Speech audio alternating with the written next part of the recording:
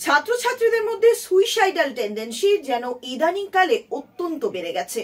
কিন্তু কেন তাদের এই মানসিক অবসাদ কি কারণে তাদের আত্মহত্যার দিকে ঠেলে নিয়ে যাচ্ছে? আসুন জেনে নিই আজকের প্রতিবেদনে। পড়াশোনার জন্য মানসিক চাপ সহ্য করতে না পেরে আত্মহত্যা করার প্রবণতা শুধু IIT, national institute of technology বা বিভিন্ন বিশ্ববিদ্যালয়গুলোর মতন উচ্চশিক্ষা প্রতিষ্ঠানের মধ্যে সীমাবদ্ধ নেই, ছড়িয়ে পড়েছে আরো অন্যান্য জায়গাতেও। Student suicide and epidemic sweeping India শীর্ষক এক গবেষণার রিপোর্টে বলা হয়েছে, ভারতে বছরে যে হারে জনসংখ্যা বাড়ে সেই বৃদ্ধির হারকে ছাপিয়ে গেছে পড়ুয়াদের মধ্যে আত্মহত্যার হার।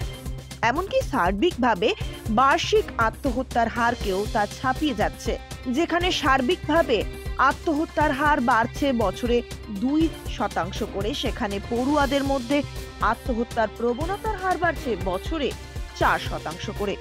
এর উপর বহু পড়ুয়ার আত্মহত্যার তো রিপোর্টই হয় না। ন্যাশনাল ক্রাইম রেকর্ডস ব্যুরোর তথ্যের উপর নির্ভর করে ওই গবেষণা রিপোর্ট তৈরি করা হয়েছে। বুধবার প্রকাশিত ওই রিপোর্টে বলা হয়েছে, গত 2 দশকে পড়ুয়াদের মধ্যে আত্মহত্যার বার্ষিক হার 4% করে বেড়েছে। 2022 সালে মোট আত্মঘাতী পড়ুয়াদের মধ্যে 53% ছাত্র। 2021-22 সালের ছাত্রীদের মধ্যে আত্মহত্যার হার বেড়েছে 7% এবং ছাত্রদের মধ্যে আত্মহত্যার হার কমেছে 6%। ওই গবেষণায় দেখা গেছে 24 বছর পর্যন্ত যাদের বয়স, তাদের সংখ্যা গত 1 দশকে 58 কোটি 20 লক্ষ থেকে কমে হয়েছে 58 কোটি 10 লক্ষ। অথচ এই বয়সীদের মধ্যে আত্মঘাতী পড়ুয়ার সংখ্যা 6,654 থেকে বেড়ে হয়েছে 13,044। রাজস্থানে কোটা নয়, দেশের মধ্যে পড়ুয়াদের মধ্যে সবচেয়ে বেশি পরিমাণে আত্মহত্যার ঘটনা ঘটছে মহারাষ্ট্র, তামিলনাড়ু এবং মধ্যপ্রদেশে। দেশে যত পড়ুয়াদের আত্মহত্যার ঘটনা ঘটেছে তার 29%ই ঘটেছে দক্ষিণের 4টি রাজ্য এবং কেন্দ্রশাসিত অঞ্চলগুলোতে। পড়ুয়াদের মধ্যে আত্মহত্যার সংখ্যার নিরিখে রাজস্থান হয়েছে 10ম স্থানে। দক্ষিণ রাজ্য এবং কেন্দ্রশাসিত অঞ্চলগুলি সম্মিলিতভাবে এই ক্ষেত্রে 29% অবদান রাখে। যখন রাজস্থান ও তার উচ্চ সেক্টরের একাডেমিক পরিবেশের জন্য পরিচিত অঞ্চলগুলি 10ম স্থানে রয়েছে, কোটার মতন কোচিং হাবগুলির সাথে যুক্ত তীব্র চাপকে হাইলাইট করে।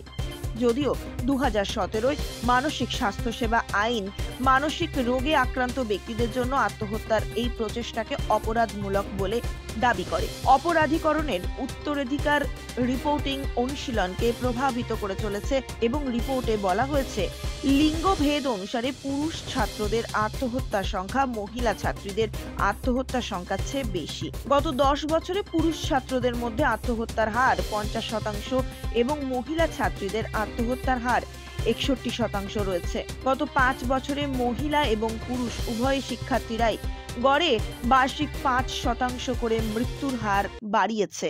যে কোনো খবরের জন্য যোগাযোগ করুন 7099017330 এবং 7099017110 নম্বরে।